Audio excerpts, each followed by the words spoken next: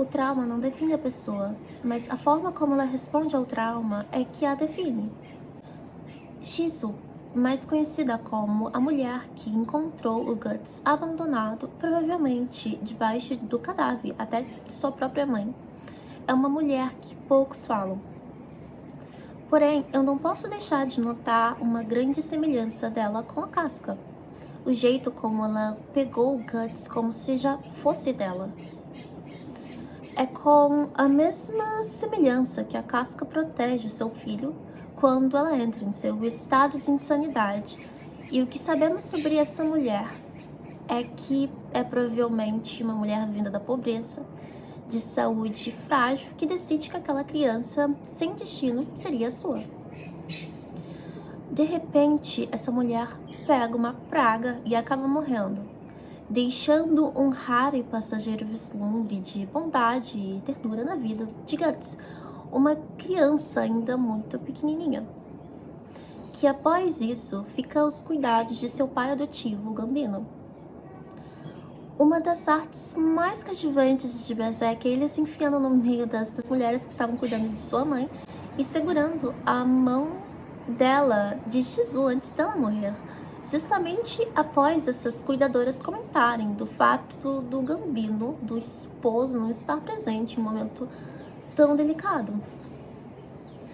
Acho que uma das coisas que revoltam mais é saber o que seria a vida do Guts se o eclipse nunca tivesse acontecido. Porque muitos de nós sonhamos com a ideia de que se não tivermos uma vida fácil, se nosso relacionamento com os nossos pais, com nossa família não foi perfeito, por que não acreditar que podemos construir a nossa própria família saudável ao lado de uma outra pessoa? Guts tinha tudo para ser uma pessoa diferente do que ele é e de uma forma muito negativa. Imagina você ser uma criança tão pequena, já tendo que pensar em coisas tão profundas, ser abusado por alguém, matar o seu abusador e começar a ter dúvidas sobre o caráter do seu próprio pai, da única pessoa que você confia. O próprio pai grita, você deveria ter morrido, e tenta matá-lo.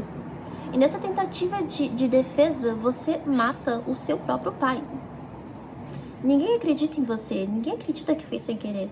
Ninguém acredita que você é inocente nessa situação. Só te resta fugir. E nessa fuga, ainda tentam te matar. Você ferido, olha para o céu com o olhar de uma criança, perdido e sozinho na realidade da vida, sangrando, e você tenta se levantar. E pensa, não seria melhor se eu tivesse morrido?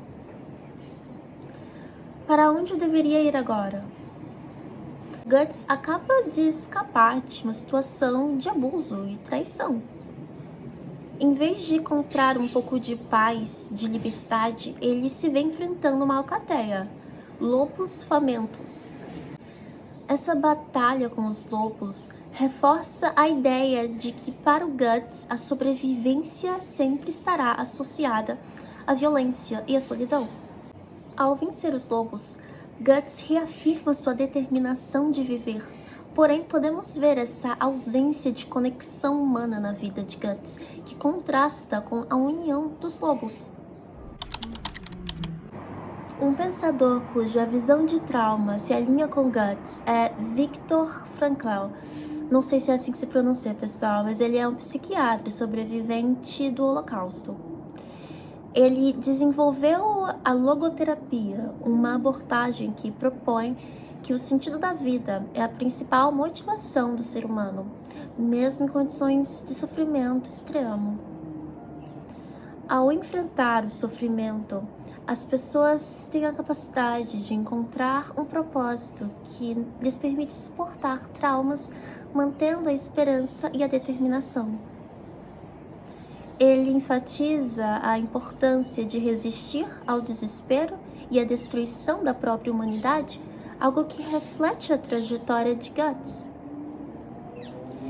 Assim como Viktor Frankl, que transformou a sua experiência traumática, um chamado para ajudar outros, Guts encontra propósito em proteger Casca e seguir em frente, apesar das inúmeras adversidades que ele encontra no caminho. Para ambos, o trauma não define a pessoa, mas a forma como ela responde ao trauma é que a define. Antes de encontrar o bando do Falcão, o Guts levava uma vida difícil. Quando ele entra para o bando do Griffith, ele experimenta a camaradagem, o sentimento de pertencimento que ele nunca havia sentido antes.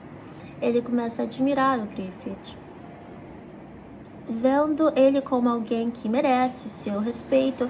Além disso, eu sinto que o Guts também se sentia um pouco inferior comparado ao Griffith. Afinal, é só olhar para o Griffith que você pode ver que ele transmite uma imagem perfeita, uma imagem bonita, um homem carismático, que não vem de lugar nenhum, porém conseguiu conquistar muito lugares inimagináveis, tão jovem, e com um sonho muito maior que ele, fazendo acontecer tudo isso, fazendo acontecer o seu sonho. Já o Guts é ainda um ser sem identidade. Ele se sente bem naquele lugar, ao lado de todos aqueles companheiros, porém quando você só conhece 2 lugares na vida, como você sabe que aquele segundo lugar que você se encontra hoje é realmente bom para você? Só porque é cômodo não significa que é ali que você deveria ficar para sempre.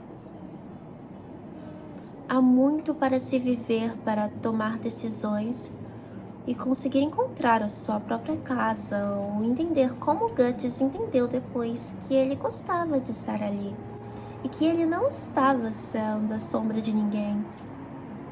E quando o Guts decide sair do grupo pela influência do Griffith, dizendo a Charlotte que para ele considerava um verdadeiro amigo aquele que tem o seu próprio sonho e está disposto a lutar por esse sonho mesmo contra ele, se necessário, ele saiu com o propósito de se tornar tão grande quanto o Griffith, mas não força, poder ou algo assim, mas para ser alguém e poder ser amigo de quem ele admirava.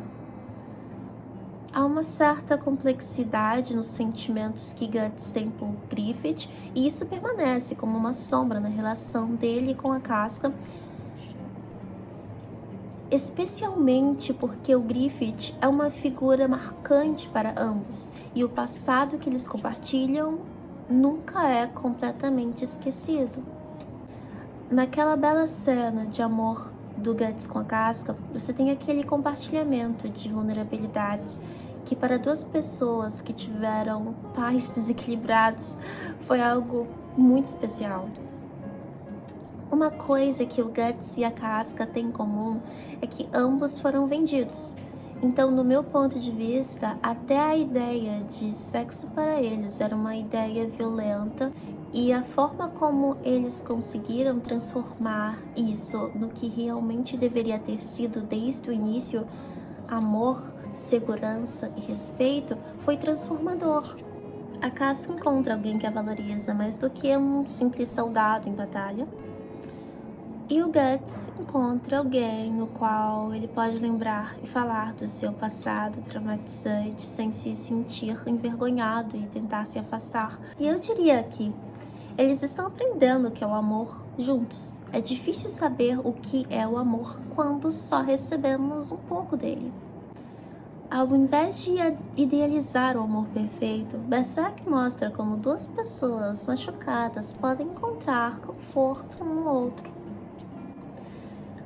Para compreender o amor entre Guts e Casca em Berserk, podemos recorrer ao pensamento de Søren Kierkegaard, um filósofo dinamarquês, que eu também não sei de seu nome, que fala sobre suas ideias de amor e sofrimento. Para ele, o amor autêntico requer confrontar as próprias fraquezas e o sofrimento, transformando essas experiências em algo muito mais profundo e duradouro. Esse pensador também falava do amor no tempo da angústia, onde a dor se torna um meio de autodescoberta e de fortalecimento do vínculo. A angústia que ambos sentem não os destrói, mas os une. Esse vídeo foi inspirado no seguinte comentário que eu vou colocar aqui na tela. Eu gosto que, indiretamente, o Guts se atrai pela força da casca, e a casca pela fraqueza do Guts. Meio que reconhecer a existência desse lado acabou por fazer ambos se aproximarem e quererem entender mais o próximo. Nessa tentativa deles de se ajudar, acabam por cuidar um do outro indiretamente à sua forma, mesmo sem saber que ali havia uma paixão. Simplesmente fofo.